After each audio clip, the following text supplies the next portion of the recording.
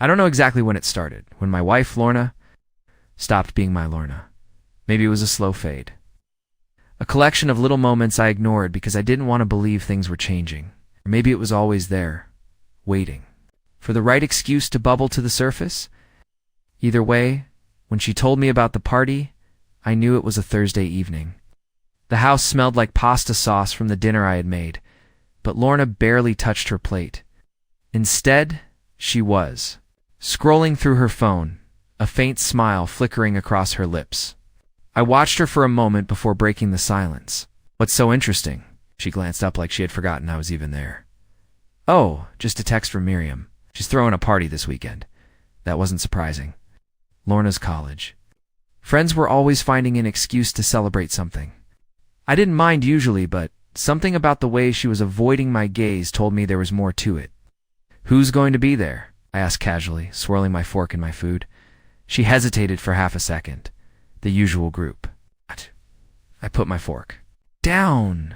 "Including him." Her jaw tightened. That told me everything I needed to know. Hugh was part of the group, so yes, he'll be there, she said, as if it was no big deal. Hugh, her ex, the guy she had dated on and off for years before she and I got together. He was a sore subject, not because I was insecure, but because I knew how he worked. He was the kind of guy who loved knowing he still had an effect on her, and if I was, being honest, I wasn't sure Lorna was completely immune to it. "You haven't talked about him in a while," I said, keeping my tone neutral. She sighed, pushing her plate away.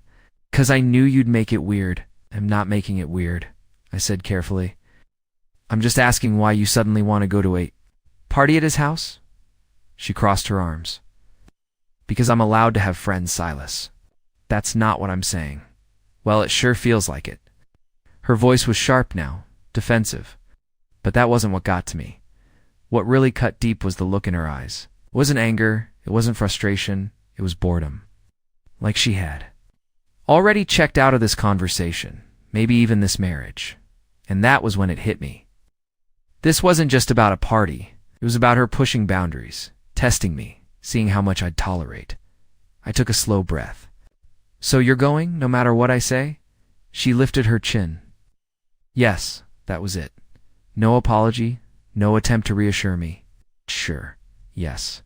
I could feel something inside me shifting, something deep in my chest that I wasn't ready to name yet, but I nodded.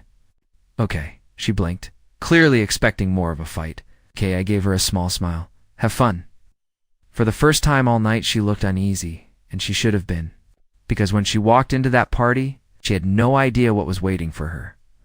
Lorna left for the party without looking back.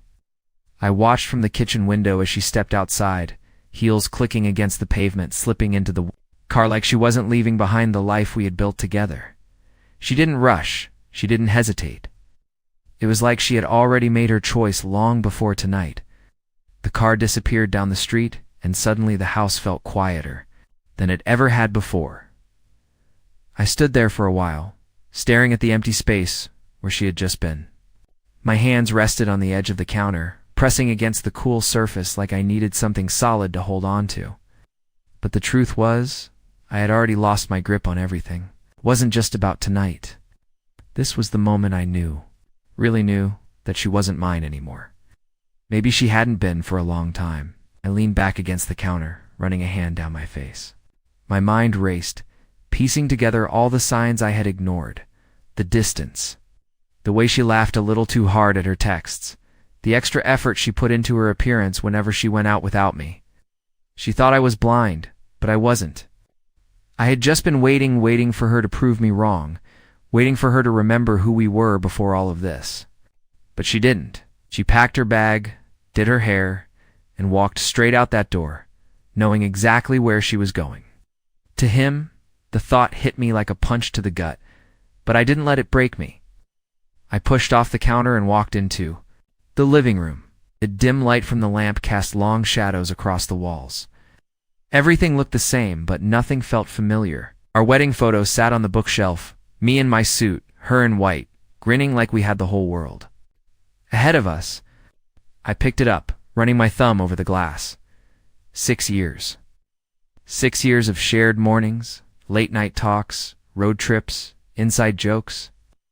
6 years of believing in something that had been crumbling right in front of me. I set the frame down. This time face down. I didn't want to look at it anymore. Instead, I grabbed my phone and I made a choice. Lorna wasn't the only one who could rewrite the rules. I wasn't going to sit at home like the fool she thought I was. Tonight I was going. To make sure she never forgot what she walked away from. The house was silent, but my mind wasn't. Lorna had left less than 20 minutes ago, yet it already felt like she had been gone forever. I sat on the couch, my elbows resting on my knees, staring at the blank TV screen. A part of me expected my phone to light up, for her to text me. Something, anything, maybe a fake reassurance, maybe a good night out of obligation, but I knew better. She had made her choice the moment she said yes to that party. I had spent months, maybe even years, giving her the benefit of the doubt, telling myself I was overthinking things, that I was being paranoid and annoyed. But people don't just wake up one day and decide to be careless with the person who loves them. No, it happened slowly, piece by piece, and now I was done ignoring it. I stood up, my heart pounding not from nerves, not from sadness, but from a cold, undeniable clarity. Lorna thought she was walking into that party with control. She thought she was the one pulling the strings, testing the waters to see just how far she could push before I snapped. She had no idea she had already lost. I walked to the bedroom, opened my closet, and grabbed a fresh shirt. Nothing too flashy. Nothing that screamed, I'm doing this for revenge, because I wasn't. I wasn't going to embarrass myself chasing after her. No. This was about me. About reminding myself who I was before I let love blind me. I buttoned up my shirt, ran a hand through my hair, and grabbed my keys. It was time for a change. The drive wasn't long, 10 minutes tops. I didn't even have to think about where I was going. It was automatic. The neon glow of the bar sign flickered against the dark sky as I pulled into the parking lot. I'd been here before, but it had been a while before marriage, before responsibilities. Before I let myself get wrapped up in a woman who no longer saw me, I stepped inside, the familiar hum of music and conversation washing over me. It was packed Friday night, no surprise. People were laughing, clinking glasses, living in the moment. And that's exactly what I needed to do. I made my way to the bar, sliding onto a stool. The bartender, Casey, recognized me instantly. Well, she smirked, wiping down the counter. Haven't seen you in ages, thought you went all domestic. I let out a low chuckle. Something like that. She raised an eyebrow. And yet here you are. I didn't answer right away. Instead, I grabbed the drink she slid in front of me, took a sip, and let the warmth settle in. Yeah, here I was. For the first time in a long time, I wasn't waiting. I wasn't hoping. I wasn't sitting at home wondering if Lorna was thinking about me while she stood in her ex's living room sipping a drink and laughing at old jokes. No, I was done. But as I sat there absorbing the energy of the room, something unexpected happened. My phone buzzed. I pulled it out, expecting maybe a text from a buddy. But when I saw the name on the screen, my lips curled into a smirk. Lorna? Not a call. A text. Where are you? I leaned back, rolling the glass between my fingers. She had left this house hours ago, barely sparing me a second glance, and now she was asking where I was. Interesting. I didn't reply. Not yet, because I had a feeling this night was far from over. I stared at my phone screen for a moment, letting the text sink in. Where are you? It wasn't just a question. It was a crack in her confidence. Lorna had walked out that door so sure of herself, like she had the upper hand, like I was just going to sit around waiting for her. But now, she was looking for me. I could almost picture her standing in the middle of that party, scanning the crowd, expecting me to be home, expecting me to be predictable. Not tonight. I slid my phone back into my pocket and lifted my drink to my lips, taking my time. No rush. If she wanted to know where I was, she could wait. Casey, the bartender, leaned on the counter, smirking at me. That look on your face tells. Mio just got a very interesting text. I chuckled, swirling the amber liquid in my glass. Something like that? She tilted her head. X checking in on you. I raised an eyebrow. Not yet, but she might be soon. She let out a low whistle. Oh, this is getting good. I didn't say anything, just smirked and took another sip. The truth was, I wasn't just ignoring Lorna's text. To mess with her, I was enjoying the silence. It had been a long time since I felt like I was the one in control. The second text came 20 minutes later. Are you home? I laughed under my breath. Home. No, I wasn't home, but it was cute that she thought I would be. I imagined her standing by her ex's kitchen counter, drink in hand, phone in the other. Was she starting to feel guilty, uncertain, maybe just annoyed that I wasn't at her beck and call? I still didn't reply. Instead, I got up, stretched my shoulders, and left the bar. The night air was cool against my skin as I walked to my car. I wasn't drunk, just relaxed, clear-headed, and I had an idea. If Lorna wanted to play games, I could play too. I took my time getting home, drove slower than usual, stopped at a gas station even though my tank was still half full. By the time I pulled into the driveway, another text was waiting for me. Are you ignoring me? I sat in my car for a moment, letting the headlights illuminate the front of the house. Then finally I responded, no, just busy. It was simple, vague, and I knew it would eat at her. Almost instantly the typing bubbles appeared, then disappeared, then appeared again. I smirked. She's thinking, good. A full minute passed before she finally responded.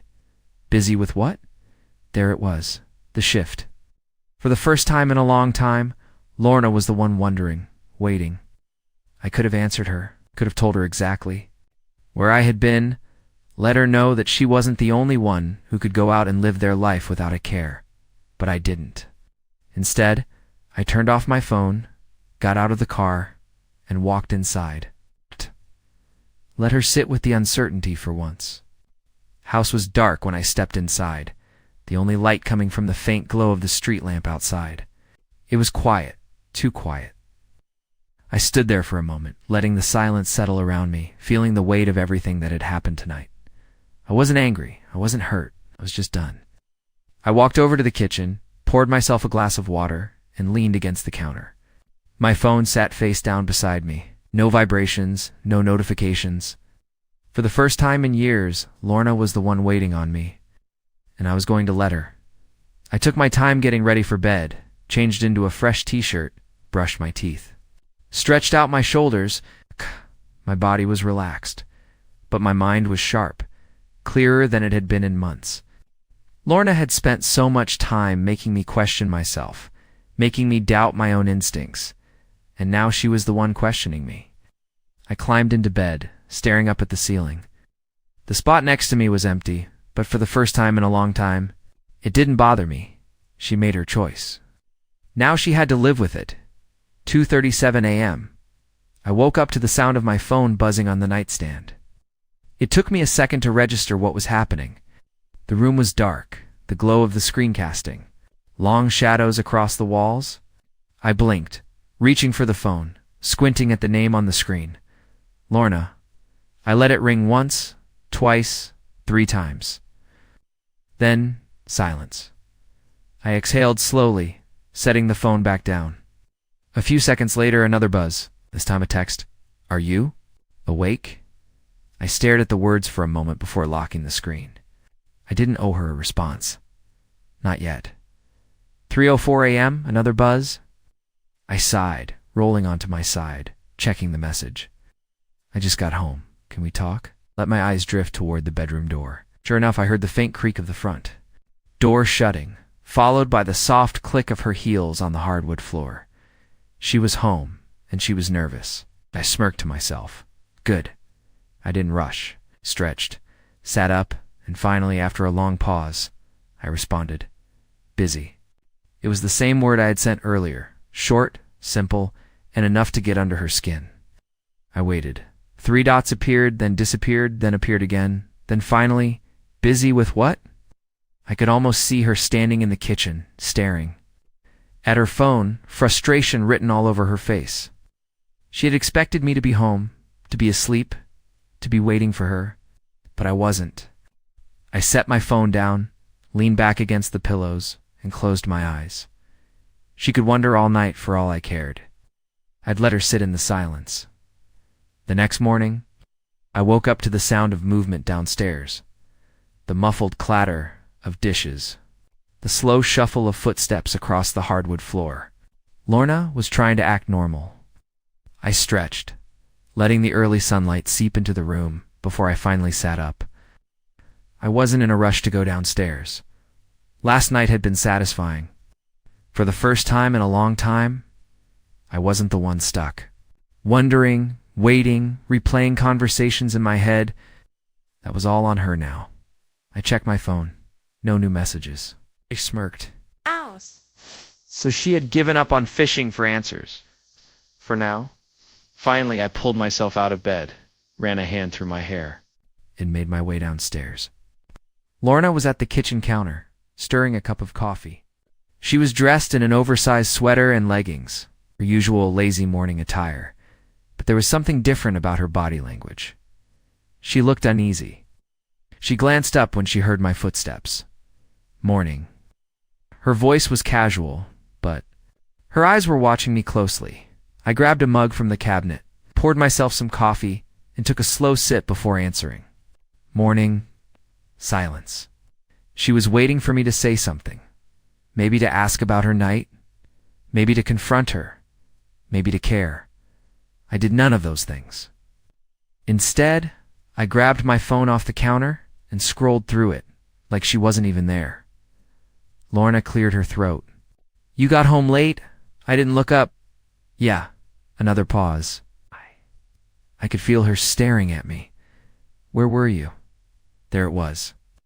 The question she had been holding in all night. I finally met her gaze. Her expression was casual, too casual, like she was trying to act like she didn't care about my answer, but the tension in her shoulders gave her away. I took another sip of coffee, savoring the moment. Out, I said simply. Her lips pressed together. Out where? I shrugged. Just out. She set her mug down a little too forcefully. Are we playing games now? I tilted my head, feigning confusion. Games. Her jaw tightened. Silas. The way she said my name, it wasn't angry. It was something else, something uncertain. Good. I let the silence stretch between us, waiting to see if she would press further. She didn't. Instead, she inhaled deeply and leaned against the counter, trying to regain control of the conversation. Look, I don't want to fight. I just... She hesitated. Just don't understand why you're acting like this. That made me laugh. I set my coffee down and crossed my arms. Like what? She gestured vaguely, like you don't care. I leaned forward, resting my hands on the counter. Should I? Her eyes widened slightly, caught off guard by my bluntness. That's when I saw it. The crack, the tiny flicker of doubt in her expression. She hadn't expected this. She had expected me to be upset, to demand answers, to act like the wounded husband. But I wasn't playing that role anymore. She exhaled, shaking. Her head, I don't know what you're trying to prove, but I cut her off. I'm not trying to prove anything, Lorna. I just finally see things clearly now. Her brows furrowed. See what? I smiled, but there was no warmth behind it. That I've been the only one in this marriage. Actually in this marriage. She froze, and in that moment, I knew she felt it too. The power wasn't in her hands anymore, and for the first time since this all started, she wasn't the one pulling the strings. Lorna didn't say anything right away. She just stared at me, her grip tightening around the coffee mug like she needed something to hold on to. For years, she had been the one steering the ship. I had been patient, understanding, willing to talk things through, even when I felt like I was the only one trying. But last night changed something, and now she was the one feeling that uneasy, gnawing uncertainty. I let the silence hang between us, sipping my coffee like I had all the time in the world. I wasn't going to break it first. I wasn't going to chase after an explanation she wasn't ready to give. Let her stew in it. Finally, she spoke. I don't know why you're acting like this, she muttered, setting her cup down. Like what? I asked, feigning ignorance. She sighed, rubbing her temple. Like you don't care. Like none of this matters to you. I chuckled under my breath, shaking my head. That's funny, coming from you. Her eyes snapped up. What's that supposed to mean? I tilted my head, studying her. Lorna, you walked out of this house last night without a second thought. You knew exactly what you were doing. You wanted to go, and you didn't care how I felt about it. So why does it bother you so much that I went out too? She opened her mouth, then closed it again. She didn't have an answer. I could see the thoughts running through her head, the calculations, the way she was trying to piece together a response that would put her back in control of the conversation, but there wasn't one. For the first time, she was at a loss. She leaned against the counter, crossing her arms. You're twisting this, she finally said. I laughed again, this time louder. I'm twisting it. Lorna, you made a choice. Now you have to live with it. She exhaled sharply, turning away from me, running a hand through her hair. You're impossible, she muttered under her breath. I shrugged. Maybe I just finally woke up. Silence again. The weight of my words settled between us, heavy and undeniable. Lorna tapped her fingers against the counter, clearly agitated.